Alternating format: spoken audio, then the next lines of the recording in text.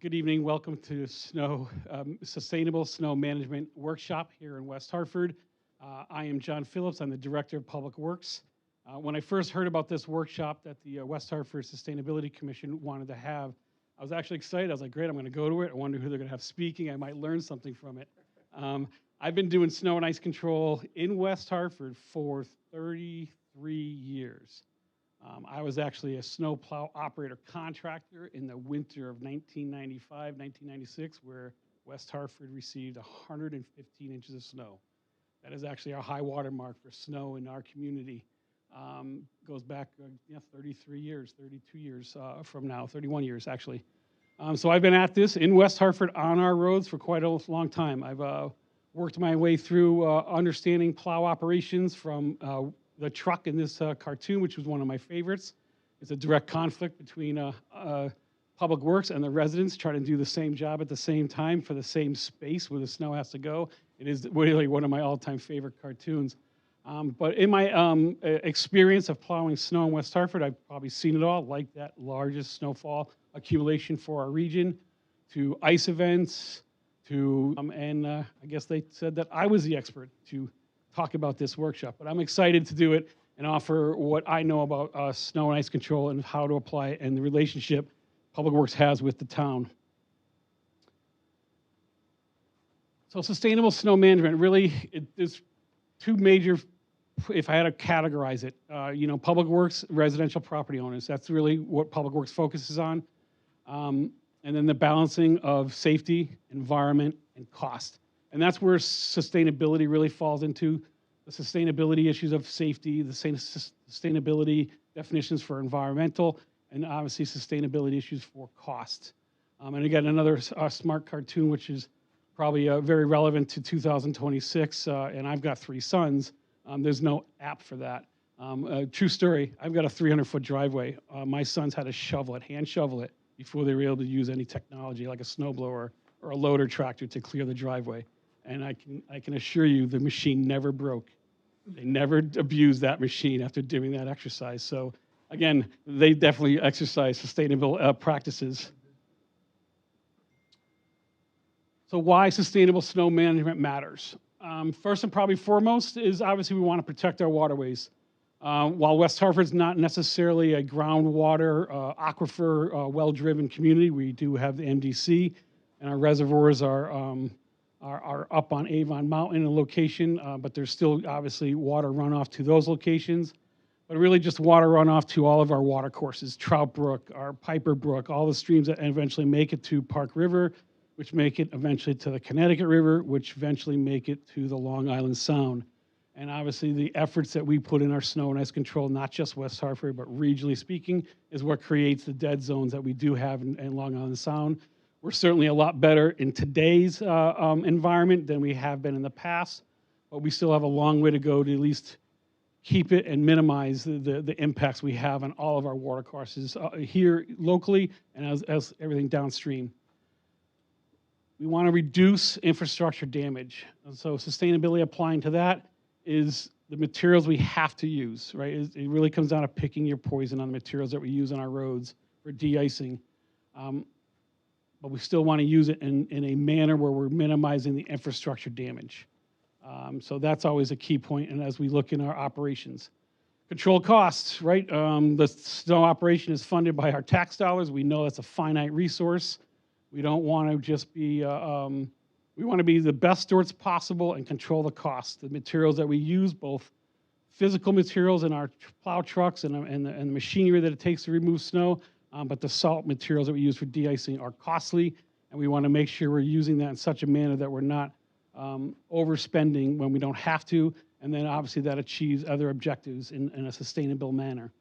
And then obviously our mainest, biggest, and most probably important objective of all 3 before that is maintaining public safety. That is really our driver in everything we do.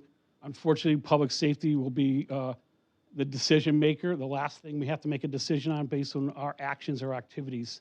And the public safety is very dynamic because it matters time of day, rush hour, middle of the night, weekend, holiday season, mid-January when it's a little bit slower as a community activity, right? All of those factors come into play.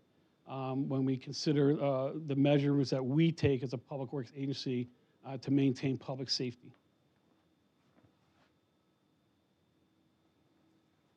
So public works' responsibilities. Obviously, our roadways you spoke about, and the safety and the mobility of our transportation system. While West Hartford is a bedroom community in the sense that we have a lot of people that live here but work other places, a lot of their jobs, especially in the healthcare industry, are 24/7. And so our roads, especially our arterials and collectors that bring cars out of the neighborhoods to the larger roads, to our highway system, are always active 24/7, no matter what the weather conditions. And that's because of the workforce that does call West Hartford home. We want to practice our efficient salt use and material uses. Obviously, sustainability does come in play when you talk about equipment readiness. The better we maintain our equipment, the more ready they are to perform, and the more efficient that they'll perform as far as fuel mileage, hydraulic issues, et cetera. There's a lot of risk liabilities with our machinery should something go wrong in the middle of a snowstorm, like a hydraulic leak. And that just falls into just being good environmental stewards. So what does Public Works do to be good environmental stewards? Training. Training is one of our number one factors when we come into winter. 75% of our department is trained in what they call Green Snow Pro. It's a specialized training program on how to use salt materials and really sustainable practices for snow and ice control that the Yukon Technical Training Center puts on. The reason why we're not 100%, because 25% of staff is relatively new, and the classes just haven't come around. So when the classes come around, we will be 100% before next winter, barring any other additional new employees that can't be educated before next season. And obviously, we continue with in-house training on a regular basis. So our best practices that we practice regularly is calibrating our spreaders. That's the devices on each and every truck that either put out the material in the very rear of the truck or come out in front of the front axles, mid-frame. We always make sure they're calibrated so we know how much material we're putting down on a per lane mile basis. And with technology and the advancement of technologies, the drivers have control of that, those spreaders inside the cab of the truck, so they can up it, they can lower it, they can do blast features depending on conditions, so they can be responsive to what's going on in reality or where they may be located and where they're called to perform. But calibrating them in the preseason to make sure that the auger system that comes out and the spinners are dialed in together so that you get an accurate amount of material coming out and you know what we're applying on our streets. We're pretty good at that. We know pretty much on a per storm basis not only our lane mile application, but we know on a per storm basis our tonnage that we put out on a per storm basis. And we're very proud. I think the drivers are very proud of understanding the relationship of their role and how much material we put out. Pre-treatment and anti-icing. So that's an important role that we do. And West Hartford is one of the first communities to roll our program into a pre-treatment program almost 23 years ago, right around 2023. We went to a full pre-treat methodology, anti-icing. Prior to that, we would be home. We'd wait for it to start snowing. West Hartford PD would call supervision, and then we'd mobilize in the middle of a snowstorm and start coming to work our roads. That's when we were primarily a sand-salt mixture, and there really wasn't that educational thought. We weren't thoughtful through education about our work at that time. We just came out, started putting down the sand-salt mixture in the snow that already started accumulating. Remember, we're just coming in after the storm got ramped up and just starts doing our plowing activities. So getting into a pre-treat through education and just learning the science, if you would, of pre-treating, getting that salt material on the road before any snow accumulates. That's the key, because that prevents the bonding from the snow and ice locking onto your asphalt concrete surfaces. Why does that matter? Because then when we do go into a full plow mode or scraping our roads, we're able to get that material off the roads, down to the asphalt as close as possible, as humanly possible or mechanically as possible. And that means less material we have to go back and treat again or put more salt and corrosive materials on to dissolve it. So it's about getting rid of the material versus letting it lock on there, hold on there. And obviously when you have bonding on the road, that directly affects the quality and safety of your roads. And so since we've been doing that, we think we have a much higher quality road after we plow or while we're plowing and after we're plowing that addresses issues to meet our expectations for safety. Data-driven material tracking. Again, touched on it a little bit by the calibration. Data is very important to us, more so than ever before, especially in the last few years. As Public Works continues to grow, evolve, and innovate, we're using that data to make our decisions on what we need on a per storm basis, what drivers need additional education, what routes need more salt than other routes. We're really getting really that finite to understand salt application on arterials, salt applications to our secondaries, and then salt applications to our residentials. Each one have a different data point. Each one needs a different amount to be successful to meet the ultimate goal of a safe road. And obviously talked about it, operator training is key for our best management practices. So the environmental impact overall for oversalting. So it's chlorides. Chlorides is the primary chemical that's in the materials that are put down on roadways or residents use on their own driveways. It's that chloride contamination. It can damage vegetation depending on what you use, how much you're using. It causes a burn on roadsides. It's certainly, if you use a high corrosive chloride, it'll affect pine trees on roadside. It's obviously extremely corrosive to our infrastructure, especially concrete infrastructure. New concrete is especially susceptible to chlorides, especially if you pour a concrete surface in late fall and you put a chloride on it in the wintertime, just a couple weeks or a month or so afterward. It can be detrimental to the quality of that concrete surface in the long term. And then obviously what we spoke about is storm runoff. So those are what we focus on. That's what we concentrate on, and that is what we educate ourselves on. So all of our drivers, from a plow professional standpoint, are well aware of the impacts they have on the activities they must perform in their duties as professionals. Residential and a homeowner role. So it's important, I think, where residents and homeowner, and our homeowners have a role and an understanding of their application, if you would, or their how they treat just their own properties. It starts with responsible shoveling, limiting their salt applications, using alternatives where appropriate. And what that means is, you know your driveway best, especially if you've been there a number of years. You know where you might have shadows. You might know where you have just cold zones in your own driveway. Call them mini microclimates. I know in my own driveway, I have certain areas that always hold ice and others that don't. And again, because of my background and understanding those areas, I just won't salt because I know Mother Nature will be my friend, will cooperate with me, and I can use less salt just on my own personal driveway. And remember, I come into my driveway well after a storm's over, so I'm playing more of a catch-up, but I can still find ways of practice those practices. 30 hours after a storm. Yeah, right, sometimes 30 hours afterward, you're correct.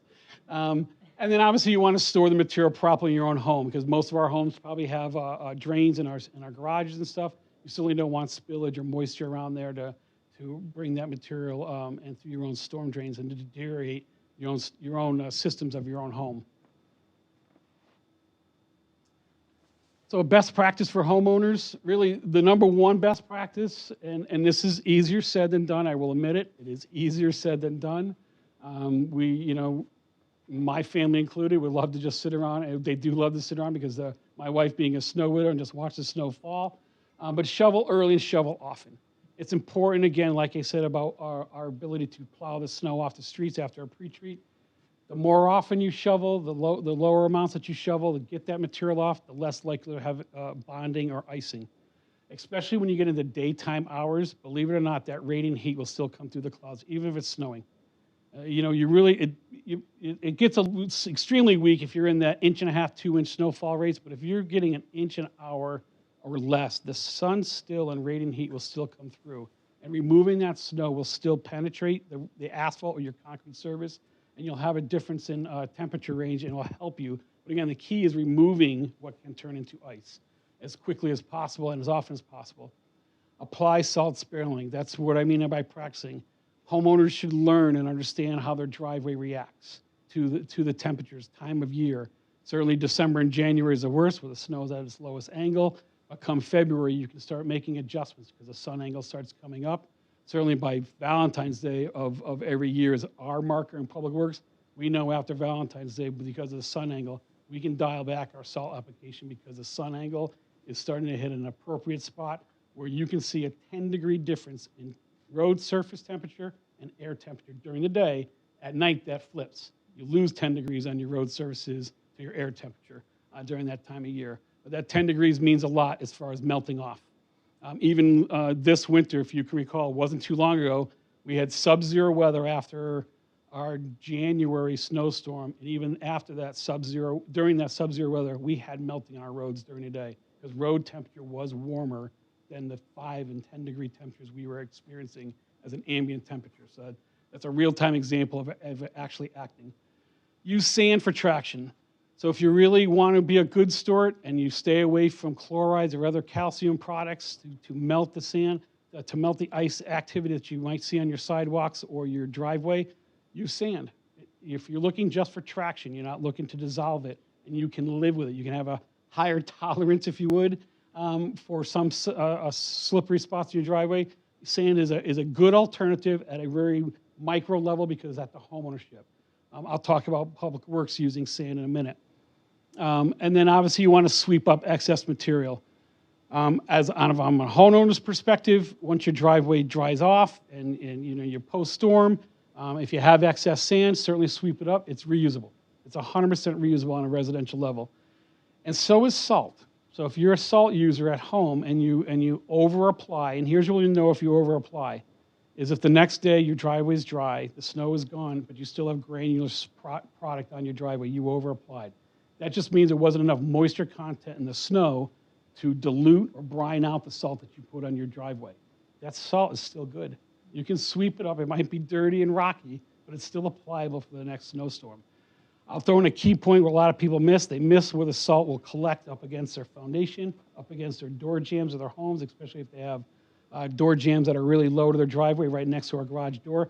That deterioration mark, because that's a heavy concentration of a calcium chloride, can really do a number on metal thresholds and your door jambs that are in that area.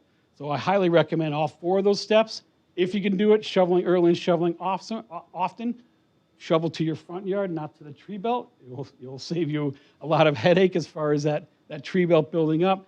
But please consider the other 2, 3, and 4 steps for better practices at home. Choosing the right material for de-icing materials. So obviously you have your conventional rock salt. Rock salt is really just an industrial material. Homeowners should never choose to use rock salt unless they absolutely is the only product available. And unfortunately, I think in the middle part of February, rock salt was the only material available in some of our hardware stores. And so I guess in those extreme cases, you have no choice. But if avoidable, I would never recommend a homeowner buying rock salt. There are treated salts that are very good on a homeowner level. You want to be cautious of what you buy, and the next slide will get into the different types. Again, a sand we talked about is just using it as abrasive. So again, if you have a higher tolerance, you don't care that you have film ice or some ice buildup somewhere and it's not really impactful for how you utilize your driveway and sidewalks, sand is a good alternative for just providing an abrasive, a non-stick surface to that ice. Again, there's tons of eco-friendly alternatives out there, but be careful, just like the foods we eat, you want to read the material data sheet that is supplied on every single bag that you purchase on that. So if this was a bag you're buying, it says its key features, that's all just for marketing, but on the backside, it will actually tell you what is in that material for our salt. And then obviously brines, which is probably relatively new for residents to use. It's new for public works and even our friends at DOT. DOT has been using it longer than us, but West Hartford for now 2 years, we're getting into the brine business. And all brine is what comes in that bag, but already liquefied into a liquid, which drastically reduces the amount of granular material you need, and but it still achieves the same thing. But it's reactive because it's already in a liquid form. But there are companies out there now starting to provide homeowner applications of brine, and I even know some contractors are starting to offer brine services for residential driveways.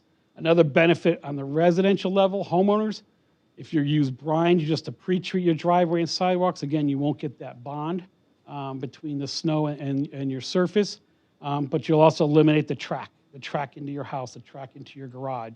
It's gone, it goes away.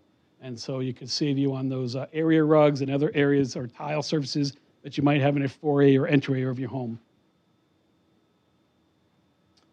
So the top environmentally friendly de-icers. The number one by far, but it is the most expensive. But again, I think if you're managing it properly and you're understanding more is not better, more often than not, less is perfect. It's your calcium magnesium acetate, CMA. It is considered one of the safest de-icers as biodegradable, being as non-corrosive as it possibly can. I don't like that they use non-corrosive in this definition, but out of all the choice you have, it is the least corrosive. I would think would be a better term for that. And it's obviously considered safe for pets and plants. I don't think any of the materials on this list are 100% safe for pets and plants as advertised. Again, it comes down to quantity, right? If you, what's that? Mind if I take a picture? You're more than welcome to take a picture of that, absolutely. It comes down to quantity when you're talking about pets and plants. If you're using it in low doses just to achieve the objective of where you do have ice, or you're doing it in a pre-treat and you're letting the storm do its thing as far as provide moisture to it, dilute it, create that brine to de-ice the materials you're trying to achieve, it should be okay for your pets and plants. But if you're using it in heavy doses and you're just putting out there and you see more calcium on your sidewalk than you do sidewalk, you've over-applied, and I just want to caution that theory, if you would, about being pet safe or plant safe.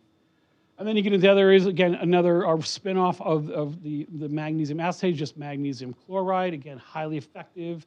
Potassium chloride, I don't see much of that around here, but it is out there. Again, you can read that on your bags, but again, you're looking in our area, especially for this winter where we did have extreme cold. Beet juice mixtures, or a lot of times molasses, or any kind of sugar-based natural material is good. It does lower the freezing point of the material that you're using, so it's an additive into a calcium or chloride calcium. And obviously, being that it's just really it's a carbohydrate, it's a sugar. It's environmentally friendly, and then obviously sands provide traction on your impact. But that's really the best category for environmentally friendly users from a homeowner perspective. Public Works, to give a connection to us, we don't use any of those. We have played with the calcium magnesium acetate. It's off by its commercial name. It's called Clear Lane. It is the green material that we have used in West Hartford. But the way we can only use what is supplied in the state of Connecticut by bulk, and this year that was not supplied for us, so it wasn't a choice for us to have. So we had to go with Morton salt, which is called Blizzard Wizard. It's close to the calcium magnesium acetate. It's more of just a straight magnesium chloride. It doesn't have the acetate features into it, but it performs the same way. But as a user of both materials, I like the longevity of the calcium magnesium acetate for what we do use, because I think there's more longevity. The brine lasts longer on your street than the Wizard Blizzard that we buy now from Morton. But Morton has a more reactive fire to it. When you put it down, it almost works instantaneously. So there's a pro and con, right, between the two manufacturers and what they're able to produce there. So we do try to use as environmentally friendly based material as possible on our street level. Also, instead of beet juice, our material is mixed with molasses. Again, it gives it that sugar. It gives it that's the liquid that helps it become that fire, if you would, that works instantaneously when you put it on the street, lowers the freezing temperature of the material that we're using, so we're able to use it in much colder temperatures. And obviously, molasses being a natural product is environmentally friendly, and you can actually smell it in our trucks. You can smell the molasses. It smells like Christmas every day in our salt barn. You can smell the molasses. It's very potent, and you can even see it in the runoff. So we definitely know it's there, and we're well aware of its activities. And obviously, again, sand is just for traction. So shared responsibility. Why do I say it's a shared responsibility? Well, I mean, really, it's anything Public Works does, I think, and a lot of things that we do and how we apply our maintenance to the community is a shared responsibility. It's that public and private effort matters, right? We need the public's help to do our job, and I think vice versa. Help us help you, and it turns out to be a good relationship, especially in snow and ice control. Education improves both outcomes. So classes like this, workshops like this, getting the word out, how each and every one of us at our home can do better, be better with the materials we choose to use. And then again, just our small actions can have a cumulative impact. again, this is just West Hartford, and if West Hartford can do it, any community can do it, and hopefully you get that compounding effect and growing effect. But where we can cooperate better, certainly from a residential or even on a private property business owners, it's that conflict of the first slide of we both have the same job to do, both trying to put the snow in the same place for the same time zone, right? We have to work hard in public works when snow gets back into the street. We have to perform more. We have to be cognizant of especially in our commercial zones where a lot of snow winds up back on the street. But I'll tell you what is certainly hurtful is when residential shoot the snow blower directly in the street. Because think about your snow blower. If you have a snow blower, that force that comes out, it sticks. It drives and sticks, and then that compacts. Now, there's no bond there. I'll admit there's no bond because our roads are treated. But that stick and paction on there, especially if it's done on an arterial road, that creates a safety hazard. So we have to go and react. We have to send trucks out and scrape once again and apply material once again to kind of put a salt material or calcium material on that smear that we pull away. I guess, we all laugh at public works, those who drive every day and see it. We wonder why the chutes only point one direction, but we know they don't. They spin 180 degrees, and most front yards are more than capable of holding snow from a sidewalk or a driveway. But I say if we can improve on that, I think, again, back to small actions can reduce a cumulative impact. I think that can have a cumulative impact and an improvement on what we do in snow and ice control here in West Hartford. So I kind of pulled everything together in a sustainable and snow and ice control slide. Again, we'll always have to practice for the foreseeable future as long as we're in a climate that provides snow on our infrastructure, is our practices with anti-de-icing activities. I think pre-treating, and we're going to start pre-treating more with brine to reduce that salt use. So when we use brine on an economic sense, it's for just the salt alone, not including the other equipment that it takes, because obviously with any kind of, we call it a tool in our toolbox, there is some startup costs that we go through. But just from a salt cost perspective, salt brine is 8 cents for every dollar we spend on aggregate salt. 8 cents of salt, 8 cents of salt product is in water brine than to $1 of aggregate salt. And so this year we put out 30,000 gallons of liquid brine in our roads, mainly our parking lots, sidewalks, and a lot of our arterials. We really got aggressive this year by working our arterials and secondaries with brine. We're estimating we saved anywhere between 50 to 100 tons of salt just in that small 30,000 gallon application. So there's opportunity to grow. For us to do all 218 miles of road, we would need a 30,000 gallon application per event. And right now we just did 30,000 gallons for the entire year. So we have a long way to go. We have a lot of infrastructure and tools to continue to invest in. But I think that is the future. But again, remember, it's just a per application. And when you get into some storms that we experienced, our applications are typically, we're monitoring based on the data of our rush hours. We have to apply for morning rush hour. We have to apply for evening rush hour. And we're more in maintenance mode between those 2 points. But those 2 points, the 2 commuter times, are our key points to actually making an application outside of the pre-treat application. So ideally, where I'd like to see West Hartford Public Works is a 100% brine application for pre-treat. Pre-treat our entire infrastructure with brine, and then our drivers will come to work and just have to start maintenance, where we're just using the material as needed and focusing on our 2 commuter times as another full application. I think that will drive down our costs, and by this industry standards and through the educational programs that I have attended and most of our school, we could probably reduce our granular salt application between 30 and 40% as an overall application. So we use about 6,000 tons per year, 5,000 to 6,000 tons depending on the severity of winter. We can almost cut that in half, I think, with future practices where we really are invested in doing brine applications on a town-wide basis. Again, applying alternative products, which we do with the brine, and then smart spreading and temperature-based applications. We're already practicing smart spreading and temperature-based applications on the public works side. Can a homeowner do it? Yeah, for $5 on Amazon, you can buy a heat sensor, and they're pretty accurate within a few degrees. if your driveway is above 32 degrees, there's no reason to put salt on it because there's no environment to create ice. And that's the same technology, the same theories that we use in our trucks. The vast majority of our largest plow trucks have road watch, which is a mechanism that tells road temperature and air temperature. And so they're applying based on using smart spreader systems, adjusting their calibration in cab, and temperature-based applications. So a good time to see it, which we get complaints on, we'll get the phone call, there's ice all over Trout Brook. We go out there, it's slush. That's not ice. That means the salt is working and the road temperature is above 32 degrees.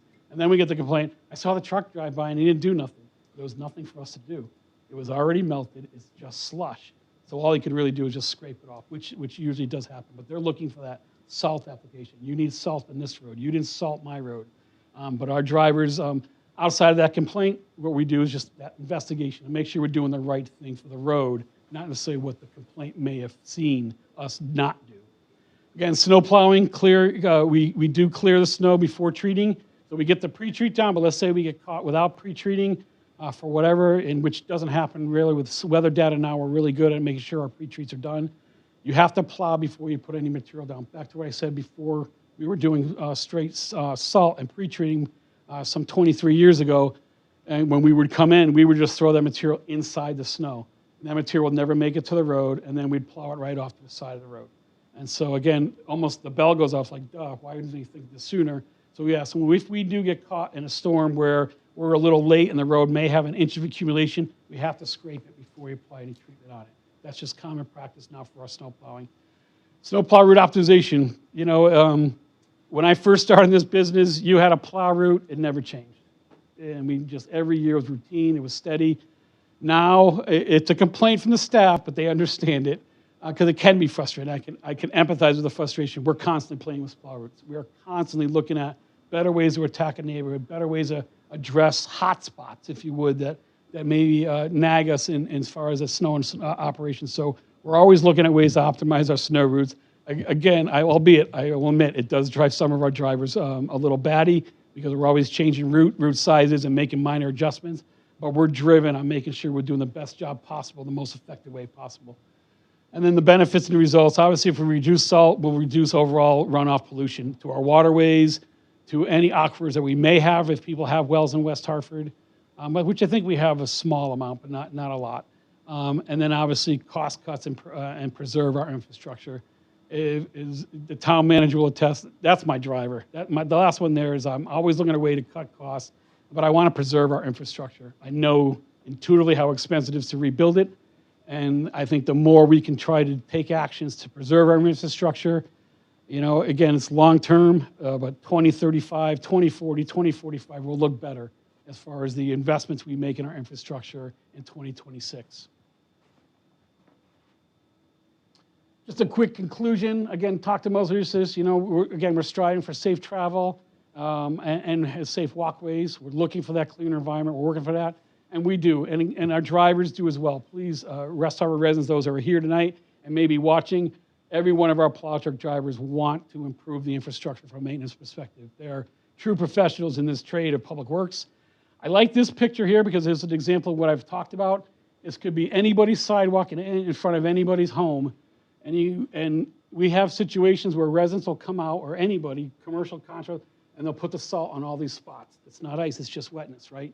But that's a great sidewalk. I wouldn't touch that if that was my driveway. I wouldn't put any material on it. Whoever did this driveway did it nice wide path, met town ordinances as far as width. Probably most likely did it with a snow blower. And then Mother Nature did the rest and dried that sidewalk right off. Obviously, that's a very well-maintained sidewalk. It looks nice and flat, not a lot of puddling, but that's your ideal sidewalk there. And should you have to use materials on it, like I said, a good practice to get into is sweep up the excess. Don't let that excess linger, because what you'll do if it snows tomorrow, the excess will be there and you'll still put more down. Again, not helping yourself. Small actions have a big impact if we can make small reductions.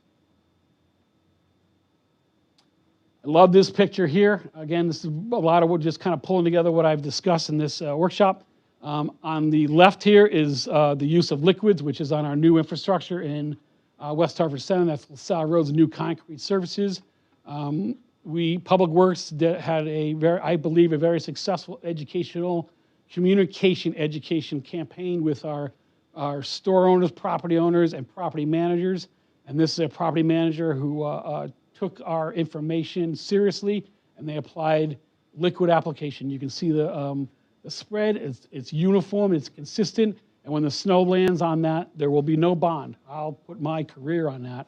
It will melt off the initial snowfall. You won't have a bond, and when they come to clear it, the snow should clear off that concrete very easily. And again, getting rid of that material that will create the slush or create other ice areas. Again, another West Hartford picture shot. This shot is embarrassing to me. That's over applying. That is more driven by the commercial aspects of, afraid of lawsuits and slip falls. Jokingly, and I say this with humor and jovialness, but I think somebody can slip and fall on that just as easy as ice. It's so granular, it's loose, it moves on your feet. If you're not strong, if you don't have strong footing, you can absolutely fall in this area. And I can predict, again, through my experience, you'll probably get decent melting here and the brine will go away, but these heavy pockets on the left and right, that'll be there after the snow falls and goes because it's over applied. You see more granular application than you do see sidewalk on the actual concrete surface. That's certainly an overapplied. That provider there, to put that down, no application rate, just threw it down to throw it down because they're looking to achieve just snow melt on a pre-treat basis. Another great example, again, these are in-town locations. This is Bishop's Corner, the Target parking lot, a private contractor I talked to him this winter. They're all in on doing brine applications on all their commercial accounts and not by anything that West Hartford Public Works, talk to them about. This is on their own initiative. It's a business initiative of them. They're finding profitability by doing it. Their customers are asking for it more and more. But again, I think this picture is good from a perspective of excellent application rate. It's very, very uniform.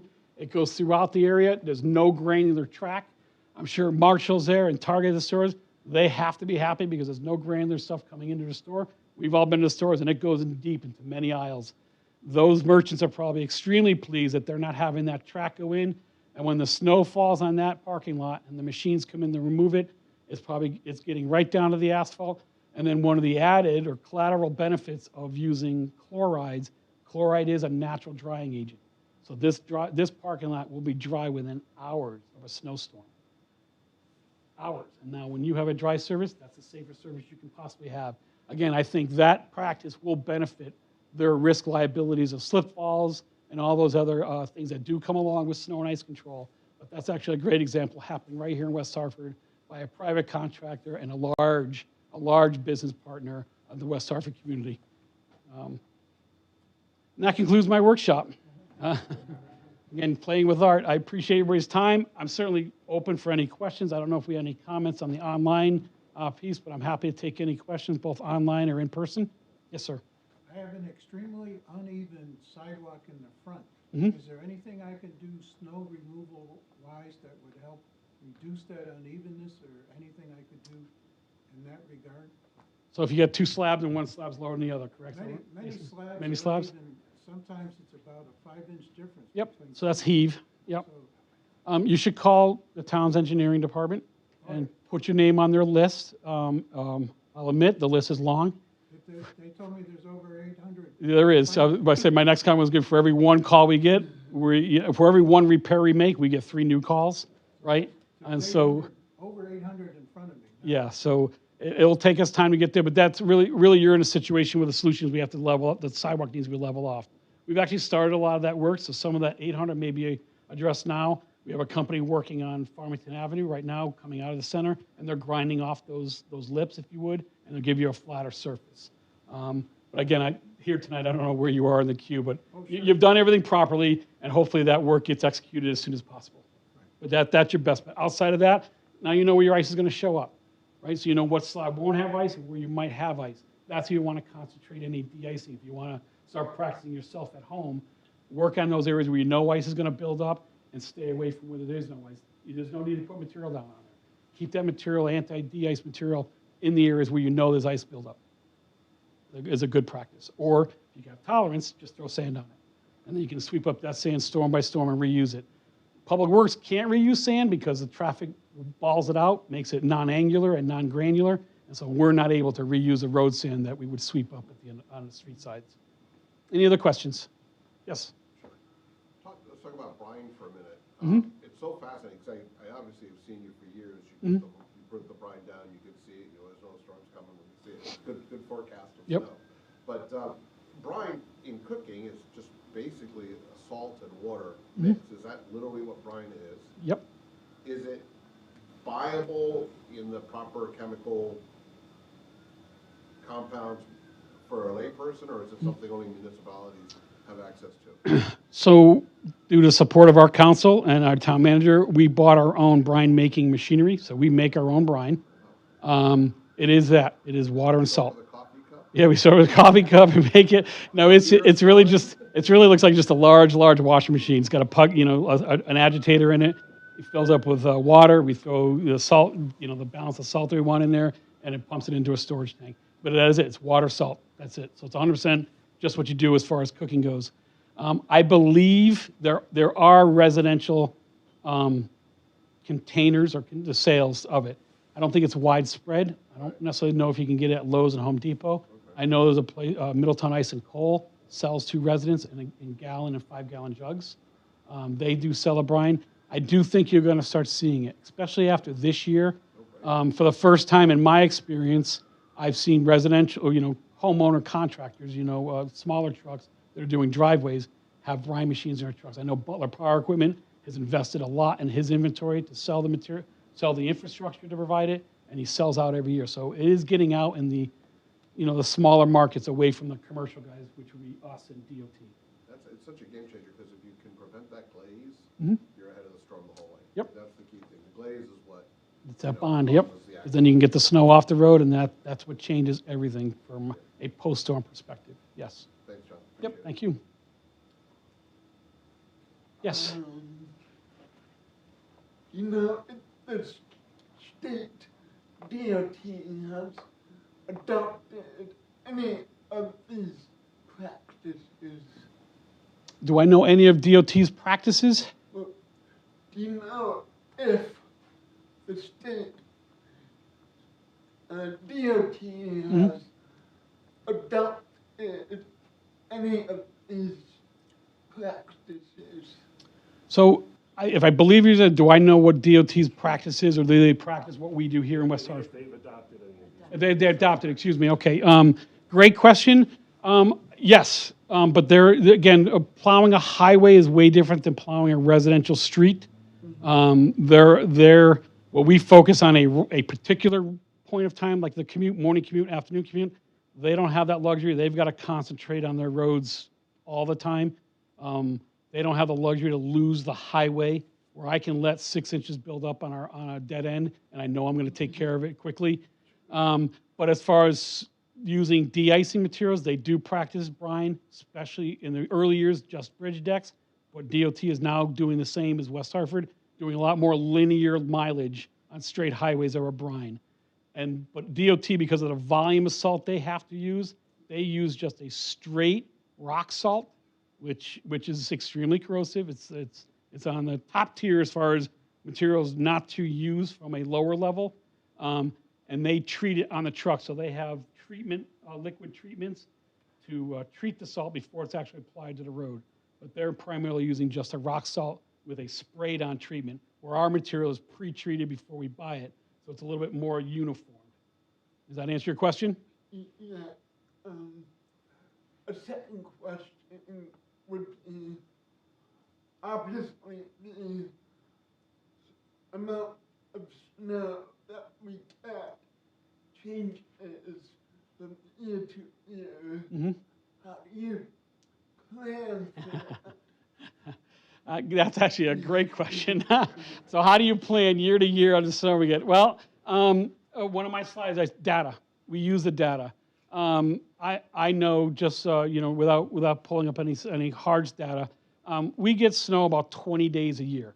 So 20 singular days a year from, call it December 1st to March 1st is where we get 20 days of snow. Typically that means 3 days of work, 1 day before, 1 day after, right? So the multiplier is 60 days of that winter season.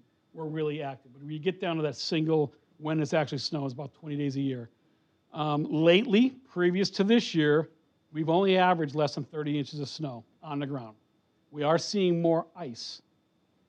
But there's a big difference between ice and snow. You use less salt materials on a big snowstorm than you do on a 1 to 2 inch icy snowstorm. And I'll give you a good example. I have this data ingrained in my head because it bothers me, because I wish we were better.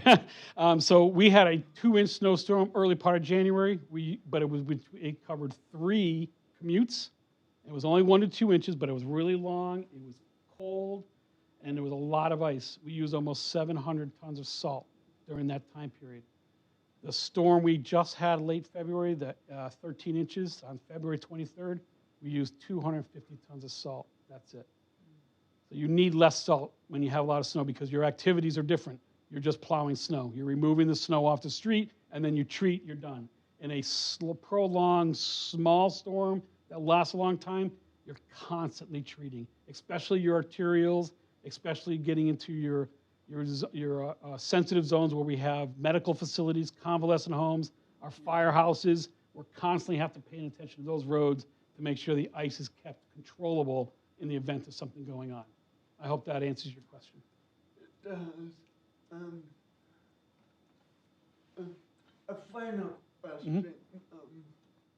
How much does the town allocate each year to funding? Another great question. Again, I've been in public works for 30 years. I've been a director now for 17 years. West Hartford Council is I'm very fortunate for the councils we've had, and I've had several. They change every couple of years. They've always properly funded our snow and ice control budget. It's right around $900,000. The promise I make to myself, to the council, unofficially is if I don't use it, I'm not going to just spend it, right? We'll give it back. We'll use it for another resource, something valuable, whether even including, and there's been years we've needed it in other departments that may have had funding problems. So when we have a surplus, we're the first ones come April, June, we know we're not going to spend that snow and ice money anymore. What other departments may need this allocation and to be reappropriated? And that's how we balance the budgets come the end of this fiscal year. But this year, we didn't do so well. We're about 30% over budget because of the kind of winter we had. And we budgeted for maybe the last 3 years. We kind of softened our budgets a little bit. We took a gamble, and we probably lost this year. And by the numbers, we're about 30% over budget. So great question. I'm glad you asked it. We have a question from one of our online viewers. What are the unique challenges with the new road humps and new roadways? These are really good questions. I appreciate that question from our online viewers. So the unique challenges, well, we still have to plow the road. We still have to treat the road. I think that's relatively neutral. Where the challenge comes in is that these features are important, and public works and our maintenance responsibilities, at least I won't let us be the agency of no, right? We can't do that because we can be better, and we are better, but it does have an impact on the efficiency, our ability to be efficient to removing the snow off the street.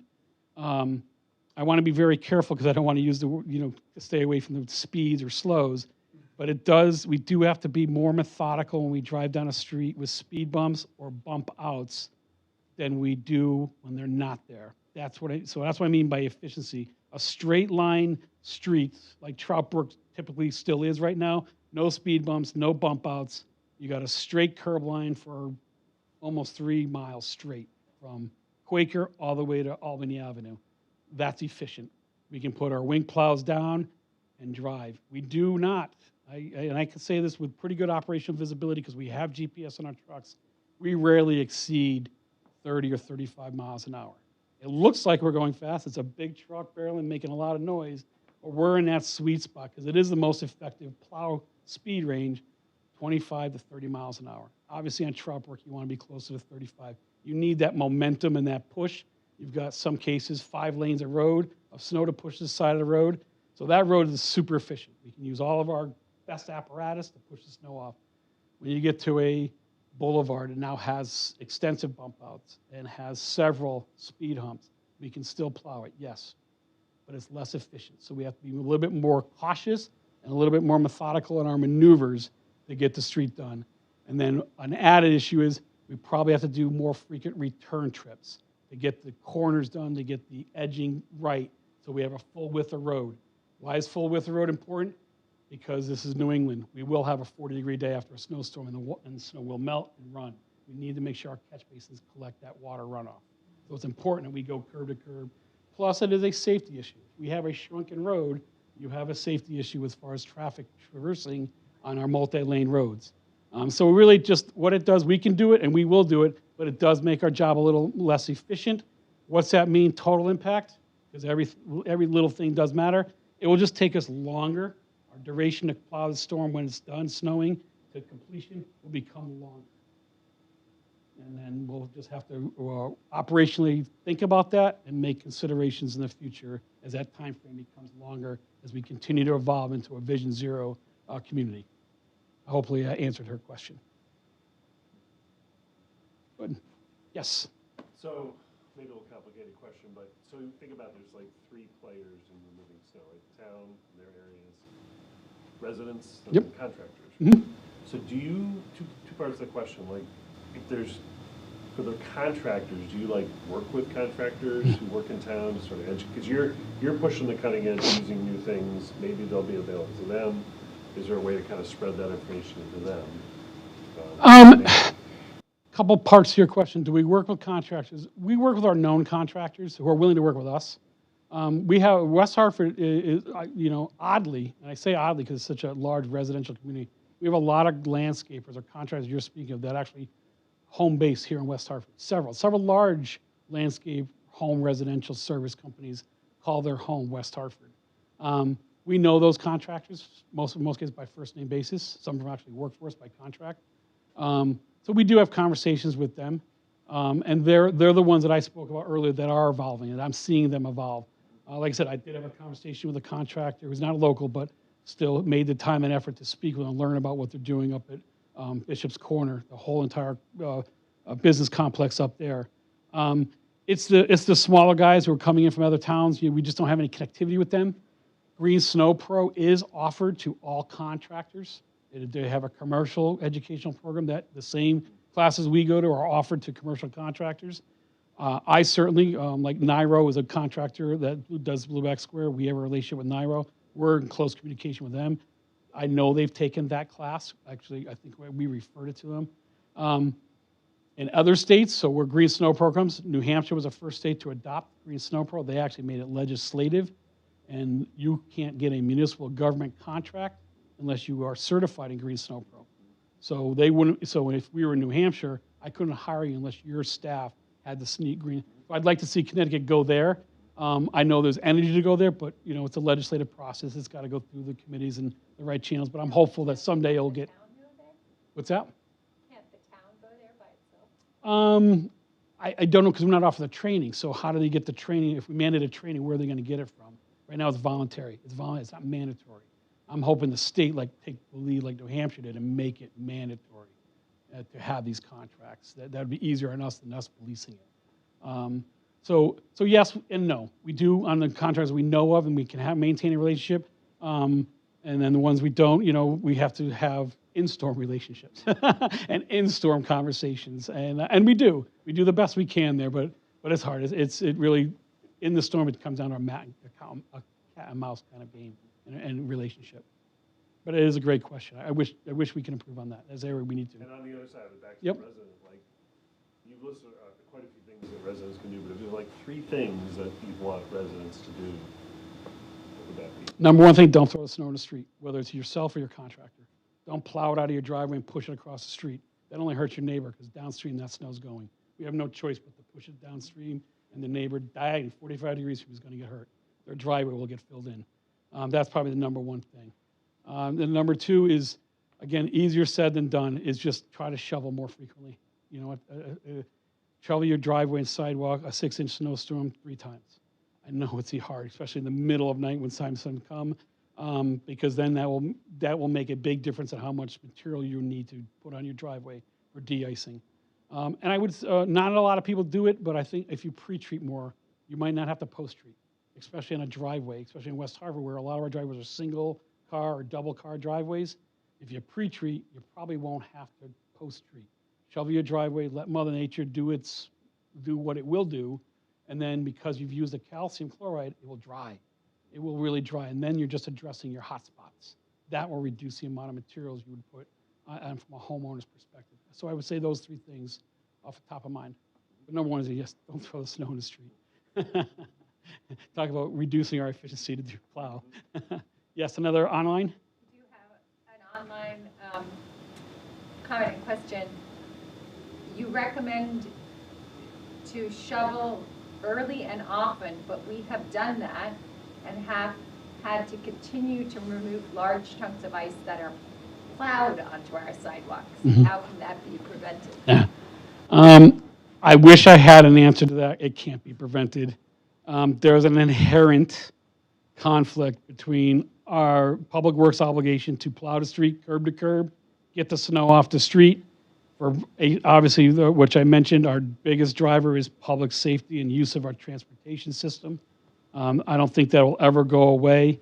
And unfortunately, West Hartford has a lot of streets with a tree belt, snow belt, utility belt. It's got many terms, the right of way. In a lot of cases, there's only 18 inches wide. So there aren't a lot of choices there because we just don't have the liberty to leave it in the street because of street shrinkage and other issues that would develop if we were to do that. But if you're shoveling frequently, and yes, you don't have the initial snow on there and you just get the spillover snow, hopefully that minimizes that volume. And yes, again, it's New England. Snow can be heavy and it can be light.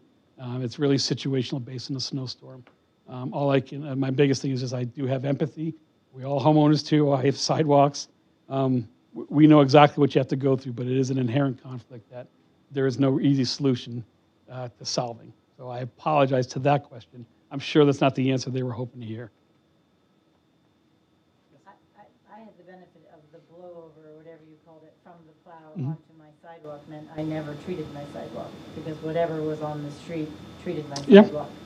Yep. So I never once put anything down. That is certainly possible because snow is a sponge. It will absorb. It absorbs a lot of pollutants. I did have a question beforehand the show about opening up our waterways because of the amount of snow that we received in communities. West Hartford did not, and that did not need to exercise that, nor could we. We don't have the infrastructure to push snow into water. That's the fear of opening that channel, and DEEP is very selective when they do that. The last time they did that was, that I can recall they did it, was probably 15 years ago. It's been a long time, so they don't exercise that. Very few communities exercise pushing straight water snow into the water, but snow is a sponge. And if it's on the street, it'll be in the snow. And in your situation, you caught a benefit of it, that there was so much chloride in the snow, it wasn't going to bond on your sidewalk. But getting out there frequently to remove it before you get that overnight freeze, that overnight evaporation of the moisture, that's what binds it up. And if you delay that, maybe back to that original question, get it while it's still moist and soft, even though it's chunky and heavy. But if you wait till the next morning, 12 hours later, evaporation is not your friend, and that's what binds it up and hardens it up, even if it's got a calcium in there. You need that snow to get warm again before it becomes pliable. So another great question. John, I couldn't help but think when the online question came in, my answer maybe would have been just go back to slide number one. Right, slide number one, yeah. Slide number one. Yeah, no, it's an inherent Not a great challenge. answer, I wish we could solve that. We just need wider tree belts to solve that one, and maybe a wider road just to hold that snow on there. Any other questions, both online and answers? Yes, one more here.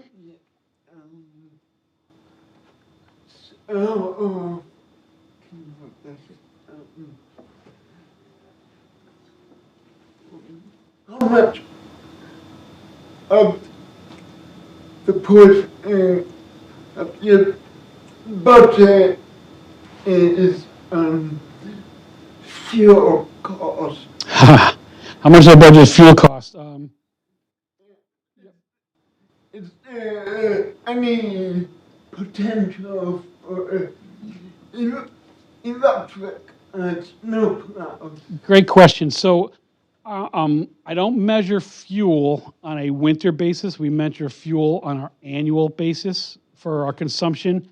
And so we're in that 300,000 range for fuel. That's all fuels on anything, whether it's gas, diesel, propane, fire trucks, police cars, right? That's a consumption. That's held in a singular line item. So I don't have the specific diesel cost for a snowstorm or a fuel cost for snowstorms. Yeah. Is there an opportunity for electric? I'm actually pro-electric, but I'm pro-electric per application and pro-productivity, right? So I really have to balance EVs to understand the productivity of the EV and what it can do for us and its longevity to work. In the space of snow and ice control, not yet, not today. A plow truck has to run 24 hours, right? And so when are you going to recharge that? Fuel is your most efficient way to keep the energy in that truck to keep the truck moving. But in public works, just so, because you asked a question, we have lawnmowers that are electric. We now have a few vehicles that are driven just during an 8-hour workday.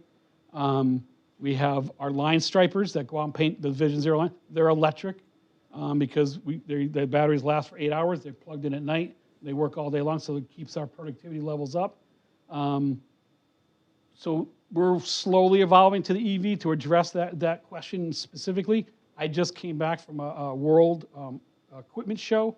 There's a lot of EV coming in the market. It's being manufactured. It's just not here yet today. And even what I saw what is in the market, like a front end loader, we have 3 of them. Their run time's 8 hours. I can use it April to November probably without a problem, but then it has to park for the winter because I need that loader running all around the clock when it's snowing out. So. What about higher blends of biodiesel? I don't have a lot of experience in that, other than we dabbled that with our about 20 years ago with our trash hauler, and that was 20 years ago. I'm sure they've evolved. I'm sure they've evolved. So we would have an infrastructure as a municipality. We would have to create the infrastructure to have that high biograde and a tank or storage tank. I don't think it's readily available in the market to buy it into our trucks. But in our experience early, it has evolved. There was a lot of stickiness to it, a lot of valve issues. I'm sure that has evolved and gotten better. But for us to get there, we would have to consider that infrastructure piece. And that would be our biggest hurdle right now. It would be a nice pilot project, go small tank and grow. I will not disagree with that. I'm because we were hoping that 20 years ago when we first looked at it, especially using our trash hauler as our pilot, I know it's come a long way, but the same theories were there then. And I don't think the benefits have changed, just the quality of the product certainly has changed. Our biggest hurdle would be the infrastructure to make sure it's readily available to us. Is that it? Well, I appreciate the audience. We filled up a full hour, which I didn't think we'd do. I thank the online audience that chimed in and gave the questions. I appreciate it. I'm sure this will restream, so feel free if you're bored and you want to learn about West Hartford Public Works and their snow and ice control management. Thank you, everybody. Do you mind if I throw it up on for neighbors and friends? Yeah, go right ahead. Please do. Please do. Thank you, everybody.